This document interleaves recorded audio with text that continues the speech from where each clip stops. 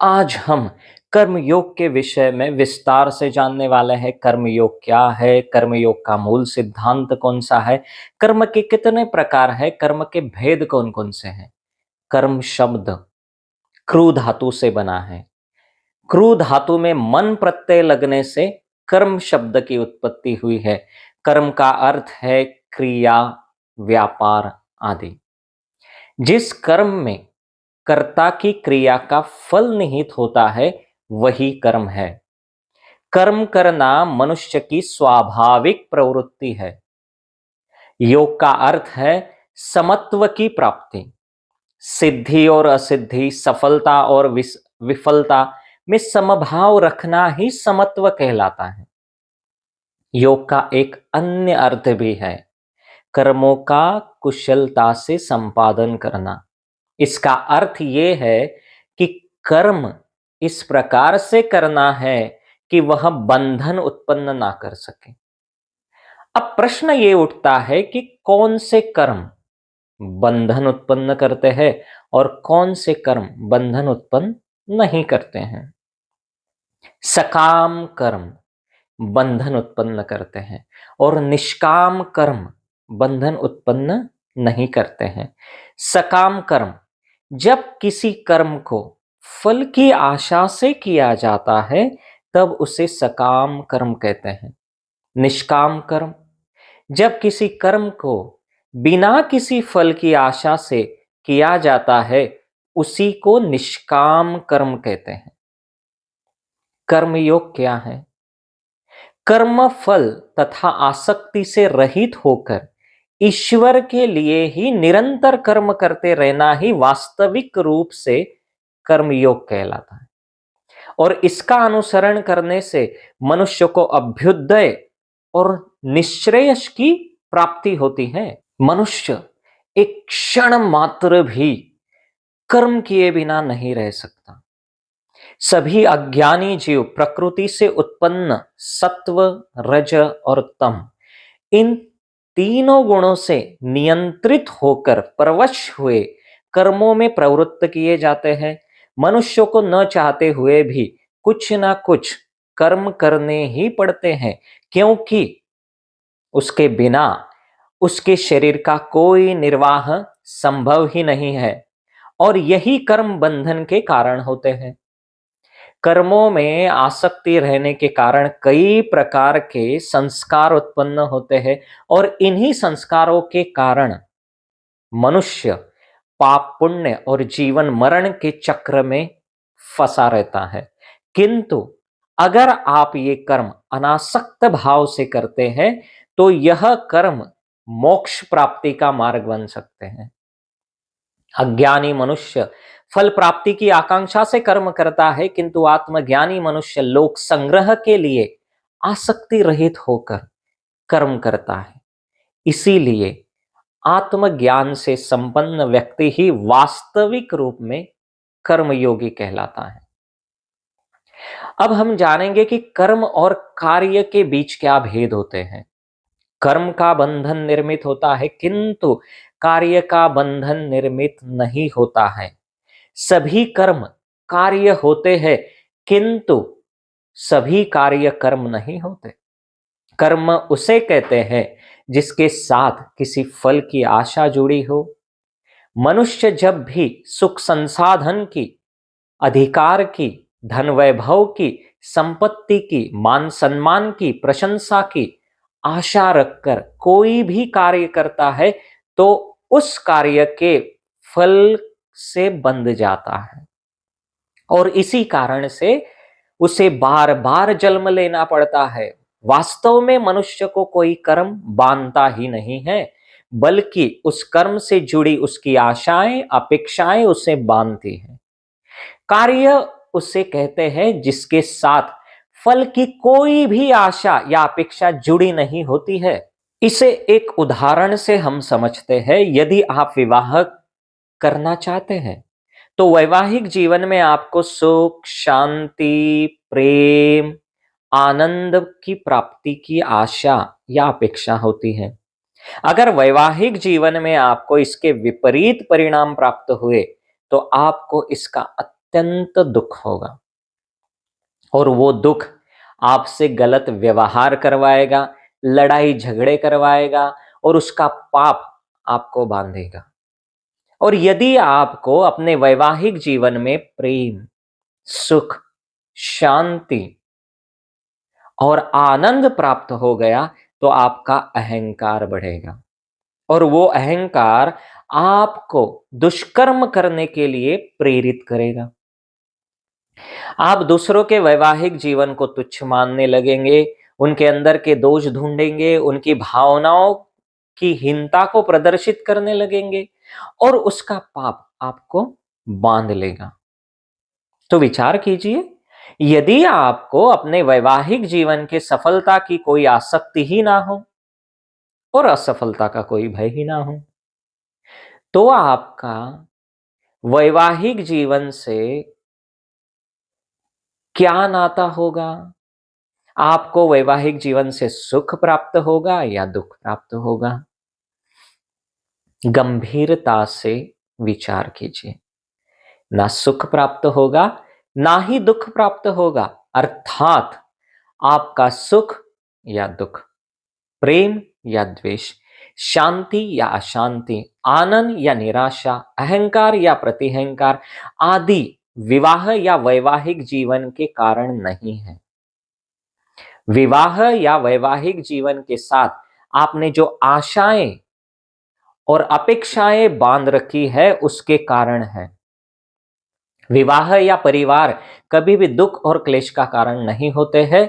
जीवन साथी या परिवारजनों से आपने जो अपनी अपेक्षाएं और आशाएं जोड़ रखी है, वही वास्तव में आपके दुख और क्लेश का कारण है।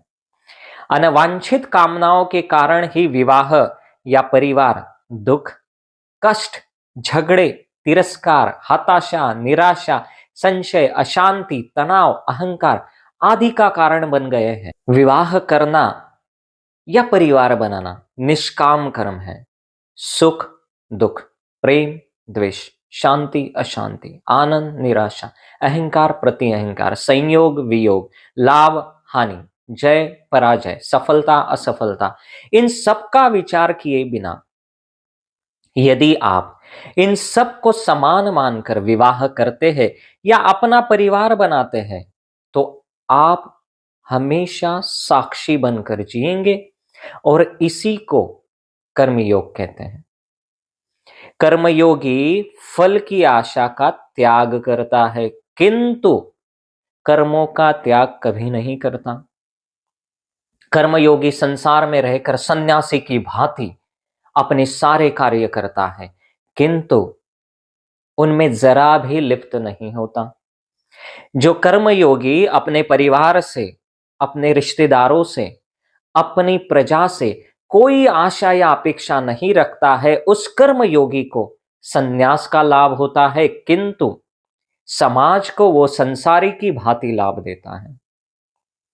अगर मनुष्य निस्वार्थ भाव से, निस्सीम प्रेम के साथ अपने परिवार के सुख के लिए कोई श्रम करता है, तो वो उसे अपने कार्य के प्रति किसी भी फल की कोई भी इच्छा नहीं करेगा। उसे अपने कार्य के प्रति किसी भी फल की कोई इच्छा नहीं होनी चाहिए, क्योंकि अपने कार्यों के प्रति फल की इच्छा वही मनुष्य रखता है जो इसे व्यापार मानता है। लाभ और हानि व्यापार में देखी जाती है, निस्सीम प्रेम में नहीं। जो मनुष्य अपने परिवारजनों को निस्सीम प्रेम, उचित संस्कार और सुरक्षा देगा, उसके परिवारजन भी उस मनुष्य को निस्सीम प्रेम और सुरक्षा अवश्य देंगे। किसी के भी कर्मों पर आपका कोई अधिकार नहीं होता है, इसलिए उनसे आशाएं और अपेक्षाएं रखना व्यर्थ होता है। यदि आप गहनता से विचार करेंगे, तो आपको ये शीघ्र ही ज्ञात हो जाएगा कि जीवन में ऐसा कोई कार्य नहीं है जिसके साथ हमें अपनी अपेक्षाएं और आशाएं जोड़ना अनिवार्य होता है, क्योंकि ये संपूर्ण सृष्टि ही परमात्मा है और मनुष्य स्वयं परमात्मा का ही अंश है। इस ज्ञान से आप ये जान सकते हैं कि इस संसार के सारे कार्य तो परमात्मा ही कर रहे हैं, मनुष्य तो केवल निमित्त मात्र है। और यही कर्मयोग का मूल सिद्धांत है। अगर आपको आजीवन उत्तम तरह से अपना जीवन जीना है तो आपको कर्मयोगी बनकर अपने सारे कार्य करने आवश्यक है। बिना किसी निजी स्वार्थ के लोकोपकार के लिए मौत के मुंह में भी बिना तर्क वितर्क किए सबकी सहायता करना और अपना कर्तव्य सर्वश्रेष्ठ तरीके से करना ही वास्तव में कर्मयोग है। आप ये सदैव याद रखिए कि कर्म करना पूरी तरह से आपके अपने हाथों में है, लेकिन उस कर्म का फल केवल ईश्वर के हाथों में है। इसीलिए बिना किसी फल की आशा या अपेक्षा के आप अपने जीवन में केवल उत्तम कर्म करते रहिए। आपको अपने आप ही उसके उत्तम फल अवश्य प्राप्त होंगे। कर्मयोगी वही होता है जो केवल फल का त्याग करता है, कर्म का नहीं। कर्मयोगी मनुष्य अपने संपूर्ण जीवन को एक कर्तव्य मानकर कार्य करता रहता है, परंतु उसमें से किसी भी कार्य से जुड़ता नहीं है।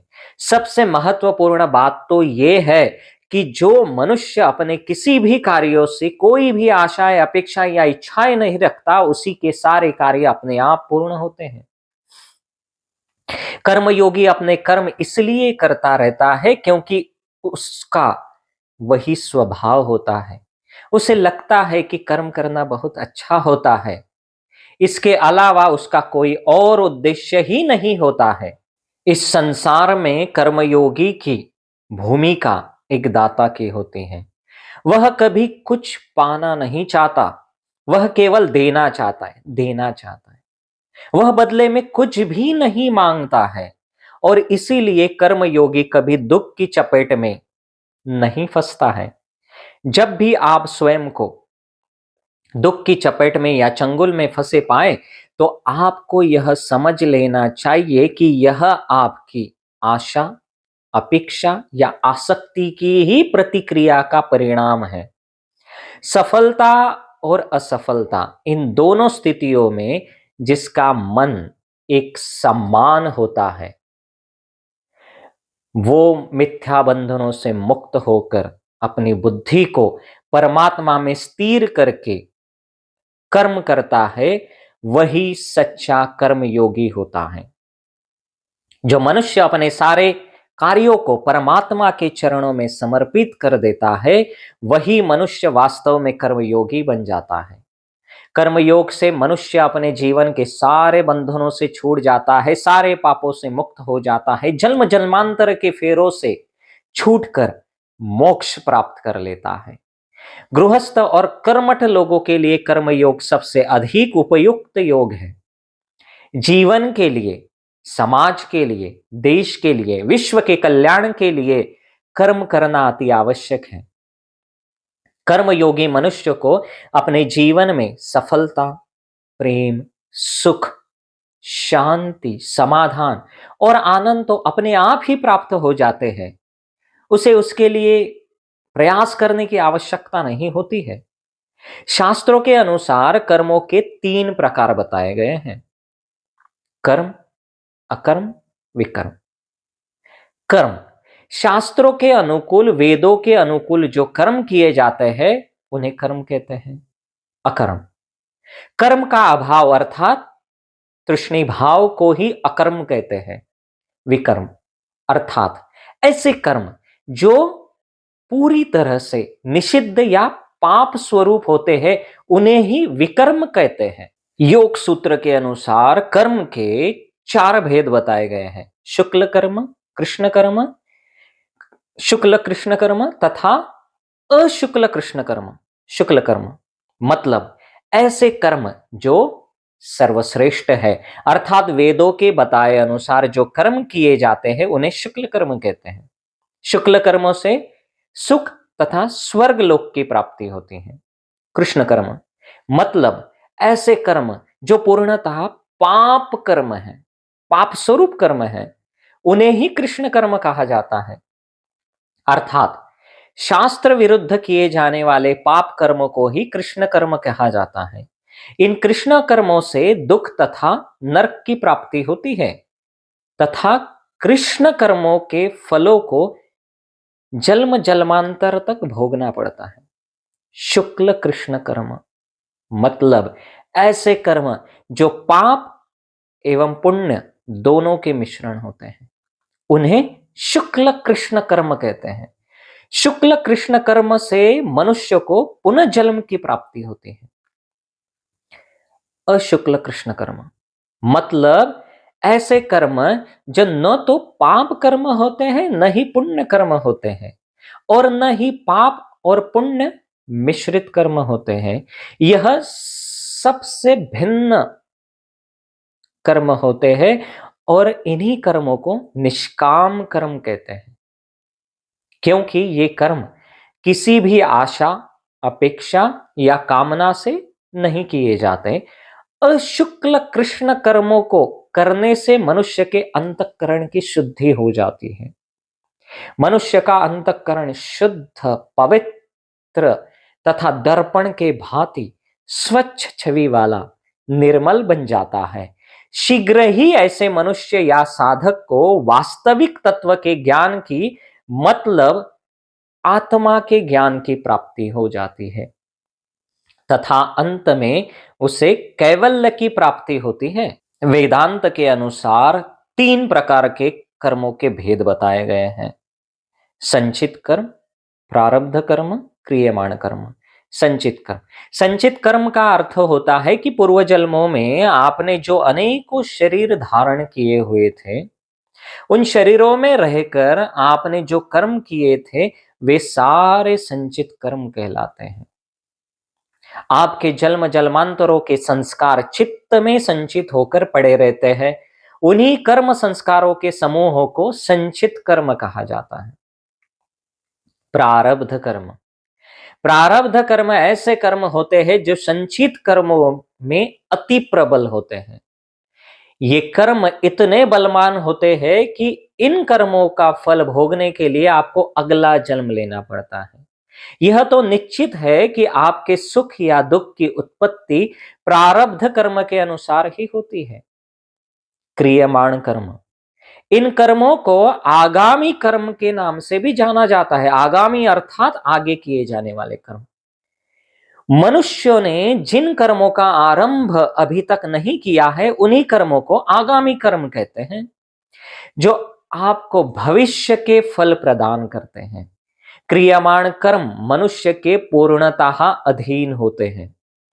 क्रियमाण कर्मों को चाहे तो आप बना सकते हैं, अपने तरीके से निर्मात कर सकते हैं, चाहे तो आप उन्हें बिगाड़ भी सकते हैं।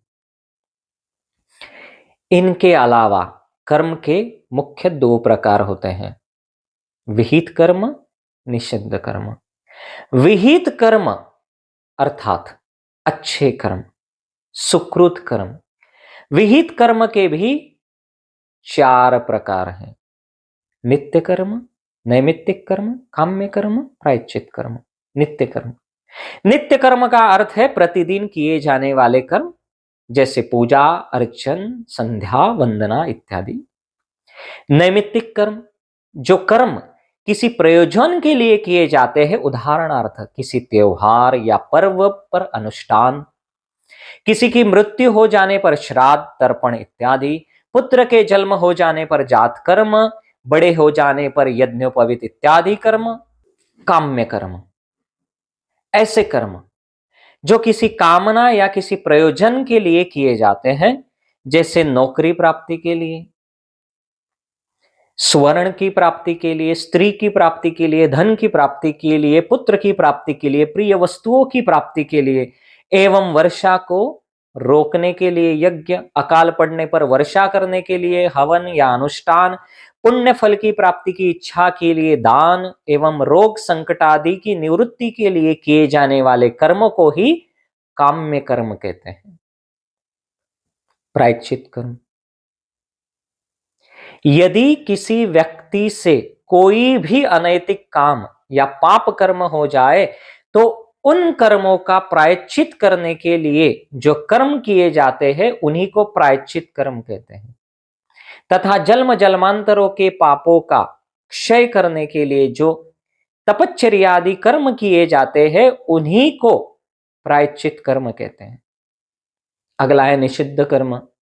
निषिद्ध कर्म अर्थात वे कर्म जो शास्त्रों के अनुकूल नहीं होते हैं, जैसे चोरी करना, व्यभिचार करना, झूठ बोलना, हिंसा करना, असत्य भाषण, कपट, छल, जबरदस्ती, अभक्ष भक्षण करना और प्रमाद आदि कर्मों को ही निषिद्ध कर्म कहते हैं। आप जो भी कर्म करते हैं उन्हें करने या न करने के लिए आपका आत्मतत्व आपको प्रेरित करता है। कोई व्यक्ति उस आत्मा की आवाज के अनुसार कर्म करता है तो कोई व्यक्ति उसे अनसुना करता है। उस आत्मा की आवाज अनसुनी करना अर्थात परमेश्वर का भय ना करते हुए आप जो भी कर्म करते हैं वही निषिद्ध कर्म कहलाते हैं। इनके अलावा और भी कर्म होते हैं जिसे कर्तव्य कर्म कहते हैं। ईश्वर की भक्ति, देवताओं का पूजन, यज्ञ, दान, तप, माता पिता की सेवा, गुरुजनों की सेवा, वर्ण तथा आश्रम के धर्म का पालन करना और शरीर संबंधी खान पान आदि कर्मों को कर्तव्य कर्म कहते हैं। आज मैंने आप लोगों को कर्म योग के विषय में एक विशेष मार्गदर्शन किया है। कर्म योग के विषय में और भी विस्तार से जानने के लिए आप मेरे आने वाले सभी वीडियो जरूर देखें और इस वीडियो को आप कर्म योग के विषय में जागरूकता लाने के लिए ज्यादा से ज्यादा लोगों तक पहुंचाएं। कर्म योग के माध्यम से आप मोक्ष की प्राप्ति आसानी से कर सकते हैं, असंभव कार्यों को भी संभव बना सकते हैं। साथियों, कर्मयोग मोक्ष प्राप्त करने का सबसे आसान और सर्वोत्तम मार्ग है। इसीलिए आप सभी लोग आज से ही कर्म योग को अपने जीवन में अपनाएं और अपने जीवन को आसान और सफल बनाएं। अपनाएं योग, रहे निरोग। शुभम भवतु।